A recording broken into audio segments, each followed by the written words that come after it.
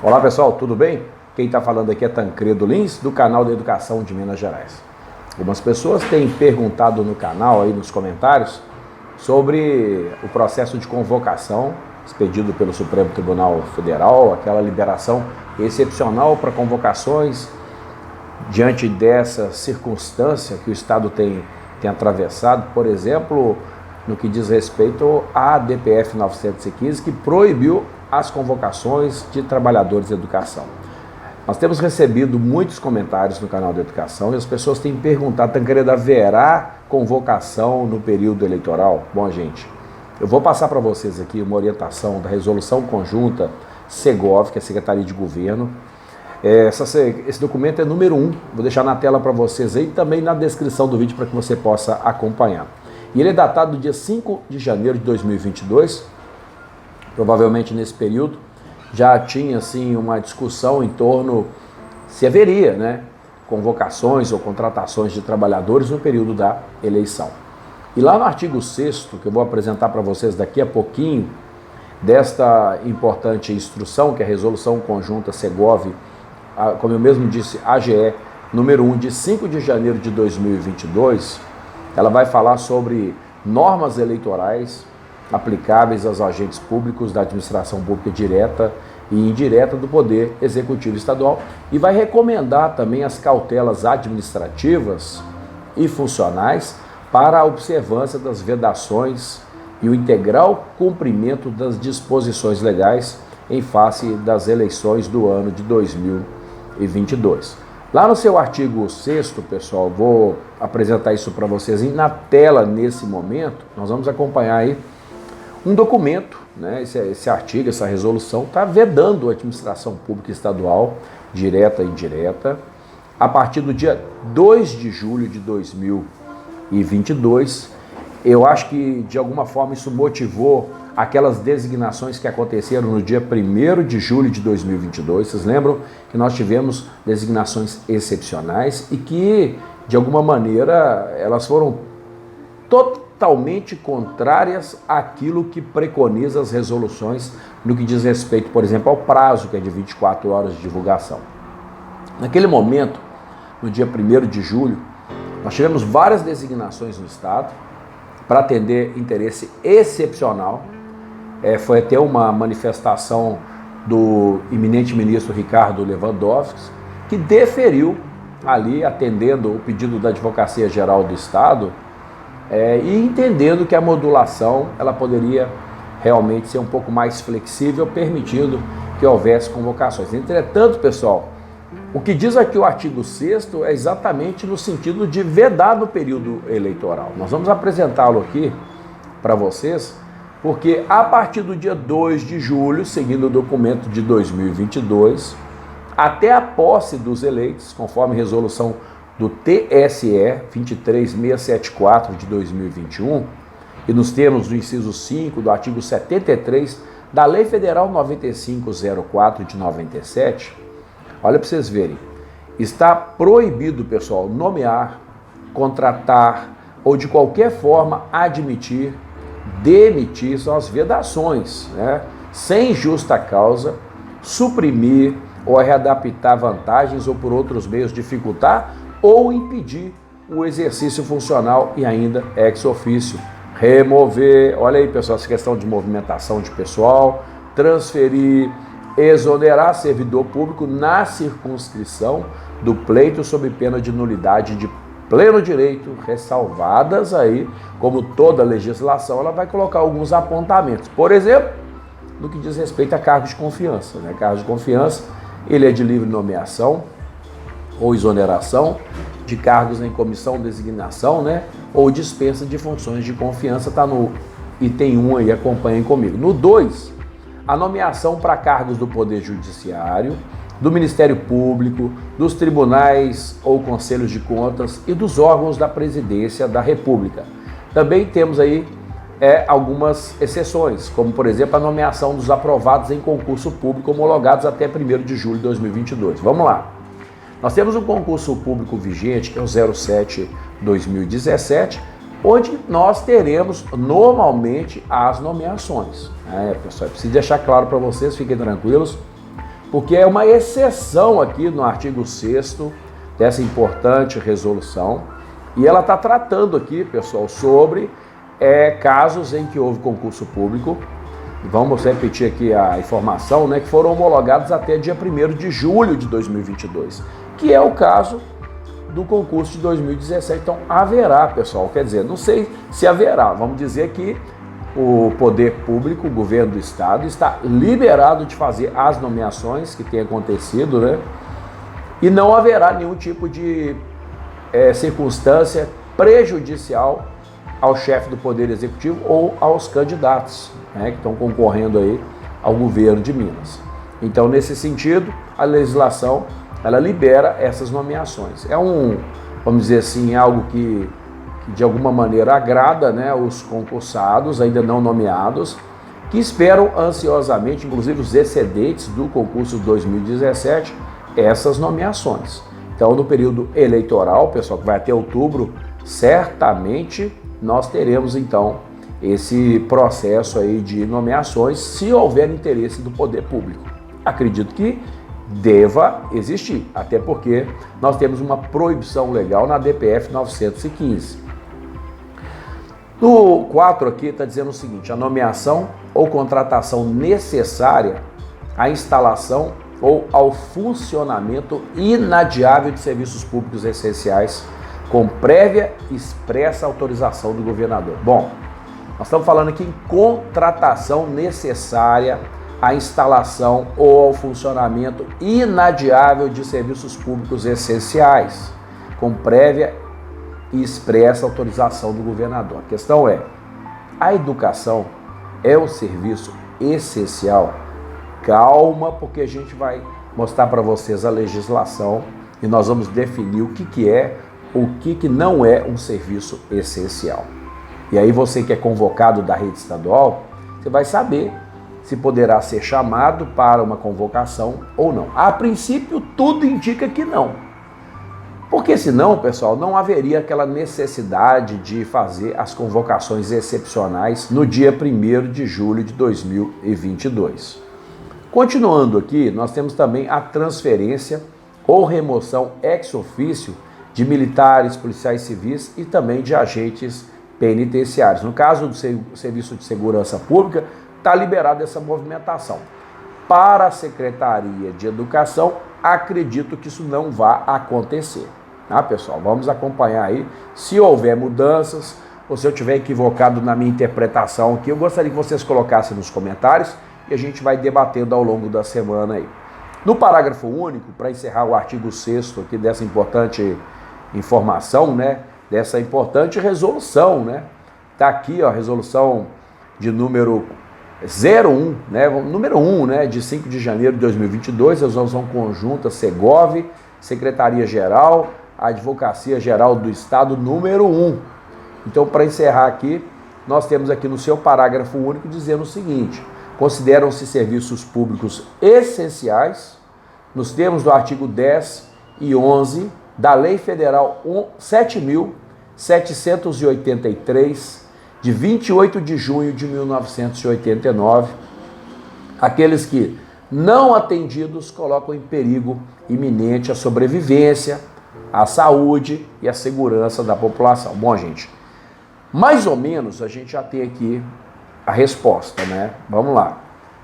Sobrevivência, saúde ou segurança da população. Vamos então agora mergulhar no artigo 10 e 11 da Lei Federal 7783, de 28 de junho de 1989. Acompanhe comigo. Para começar, vamos aqui informar que a Lei Federal 7.783, de 28 de junho de 1989, ela vai dispor sobre o exercício do direito de greve, definir as atividades essenciais, regular também o atendimento das necessidades inadiáveis da comunidade e também dará outras providências. Vamos agora acompanhar no seu artigo 10 e 11 as principais informações. Acompanhe comigo. No artigo 10 da Lei 7783, de 28 de junho de 1989, ela vai dispor sobre o exercício do direito de greve e também definir aquelas atividades que são consideradas essenciais. vamos dizer assim, inadiáveis da comunidade. São considerados serviços ou atividades essenciais. Vamos ao item 1, pessoal. Tratamento e abastecimento de água, produção e distribuição de energia elétrica, gás e combustíveis. No 2, assistência médica e hospitalar. Distribuição e comercialização de medicamentos e alimentos. Serviços funerários. Transporte coletivo. Captação e tratamento de esgoto e lixo. Telecomunicações. Guarda, uso e controle de substâncias radioativas, equipamentos e materiais nucleares. Processamento de dados ligados a serviços essenciais.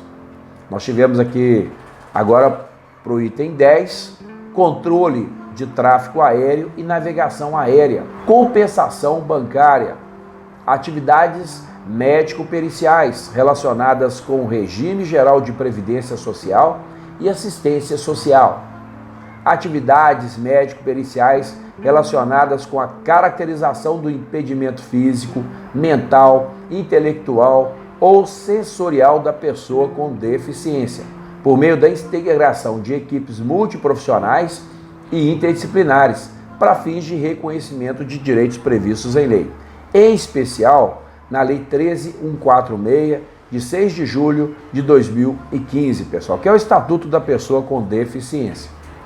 E para encerrar aqui, outras prestações médico-periciais da carreira de perito médico federal, indispensáveis ao atendimento das necessidades inadiáveis da comunidade. E encerrando, no inciso 15 aqui, nós temos as atividades portuárias. Portanto, pessoal, em nenhum desses incisos, do 1 ao 15, nós lemos aqui como atividade essencial a educação. Tudo leva a crer que nesse período eleitoral, esse período aí conforme está preconizado aqui na resolução, né, da Secretaria de Governo, a número 1, a educação não é, portanto, um serviço essencial, de maneira que, muito provavelmente, nós não teremos convocação nesse período. E como que vai fazer, pessoal? Olha, a única saída está na própria lei. No inciso 3 está lá, ó, a nomeação para cargos públicos, né? Ou melhor, a nomeação dos aprovados em concursos públicos homologados até 1º de julho de 2022. Tem circulado aí nas redes sociais, pessoal, um documento, né, lá da movimentação de pessoal do Diretoria de Gestão de Pessoal do Sistema Educacional. Tem o nome aqui do diretor, mas deixa encostado aqui, pessoal, depois a gente, se for o caso, apresenta o que não é importante. O mais importante é o teor do texto que eu vou apresentar para vocês e que vai servir aqui como um parâmetro, né, para que nós possamos entender se haverá ou não convocação ou contratação no período das eleições. Tudo indica que não haverá nem contratação de ASB, ATB e analista da educação. Por quê? Porque, por analogia, o que se faz para um, faz para outros servidores também.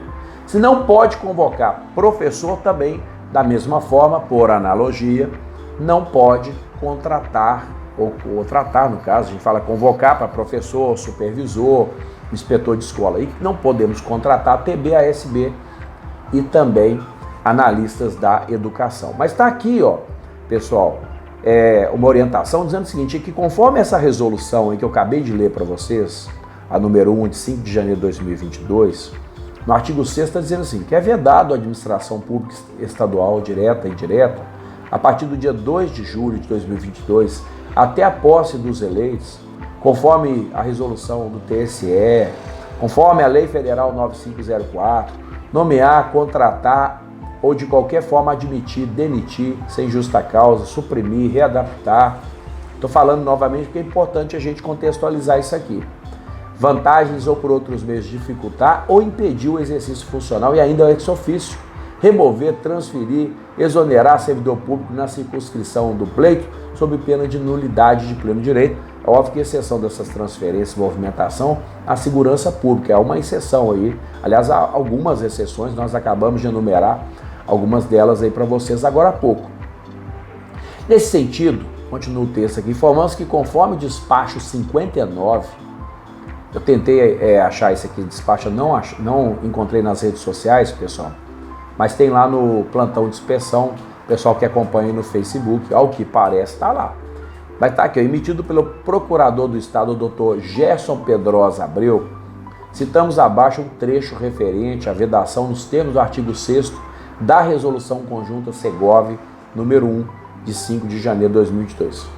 Esclareço que a partir do dia 2 de julho de 2022, estará a Secretaria de Estado de Educação impedida de prorrogar os prazos de vigência das contratações temporárias de servidores. Inclui-se aí na vedação a prorrogação de servidores convocados para o exercício das funções de magistério, independentemente do fundamento invocado pela administração.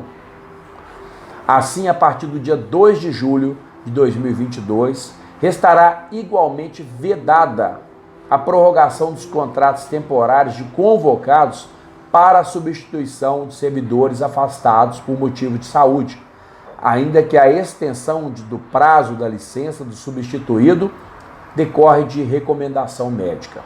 Olha para vocês verem, isso é muito sério, hein, pessoal? Ante o exposto, em analogia às funções do quadro de magistério, informamos a vedação também para o quadro administrativo das unidades de ensino, para que ocorra movimentação. Informamos também que não haverá prorrogação de contratos, convocação ou contrato temporário em substituição a afastamentos de saúde.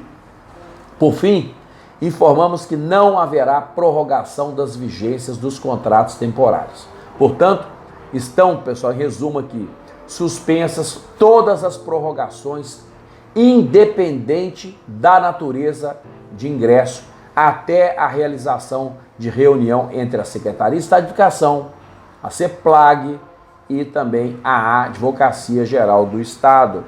Aqui quem está assinando é a Diretoria de Gestão de Pessoal do Sistema Educacional. Importante passar isso para vocês, até porque existem vários servidores aí convocados, contratados, trabalhando na rede, aguardando às vezes prorrogações de contratos. E, gente, tudo indica que nós não poderemos aí, em função dessa legislação do Tribunal Superior Eleitoral, em função dessas vedações da lei eleitoral, né, que nós temos aí, agora me parece até outubro ficam então proibidos o administrador público, o Poder Executivo, né, de fazer essas convocações, essas contratações, inclusive movimentação de pessoal aí, em função dessa situação eleitoral. Então, pessoal, só para lembrar aqui novamente, é importante ler esse trecho porque ele é fundamental, vou dar destaque para ele aqui na apresentação. Olha, a partir do dia 2 de julho de 2022, restará igualmente vedada a prorrogação dos contratos temporários de convocados para substituição de servidores afastados por motivos de saúde, ainda que a extensão do prazo de licença substituída decorre de recomendação médica. E encerrando aqui, por analogia, as funções do quadro magistério, né, informamos que a vedação também para o quadro administrativo das unidades de ensino, para que ocorra a movimentação. Olha, informamos também que não haverá prorrogação de contratos, convocação ou contrato temporário em substituição a afastamentos de saúde. Informamos que não haverá prorrogação das vigências dos contratos temporários. Olha, gente, o documento está aqui, eu vou deixar ele totalmente na descrição do vídeo para que você possa acompanhar. Hoje nós falamos um pouquinho sobre a Lei Federal 7783 de 89, falamos também sobre esse importante documento expedido aí, publicado no Jornal Minas Gerais aí, pessoal. Tá aí, ó, Resolução Conjunta Segov, Secretaria-Geral, número 1 da Advocacia Geral do Estado, de 5 de janeiro de 2022, e também essa importante orientação aqui, essa leitura para todos vocês, dizendo aqui o que é serviço essencial, né? E podemos definir que a educação aí, portanto, não está aqui nos itens 1 e 15 definidos como uma atividade essencial, mas que há também, pessoal, algumas exceções, como por exemplo essa de nomeação dos aprovados em concurso públicos homologados aí até 1º de julho de 2022. Movimentação de pessoal também, com exceção do pessoal da segurança, nós temos aí uma informação para passar que me parece não vai acontecer a vedação nesse sentido. Hoje o vídeo está aqui com o objetivo de esclarecer vocês sobre esse processo de convocação. Olha, se houver mudança, porque vai ter uma reunião aí com o pessoal, eles vão discutir, como termina o próprio texto aqui, ó, reunião entre a SS, EPLAG e a AGE, a gente vai passar instruções para todos vocês. Por isso que é importante você ativar o sininho e receber todas as notificações do canal do YouTube, canal da Educação MG. Um grande abraço para vocês, pessoal.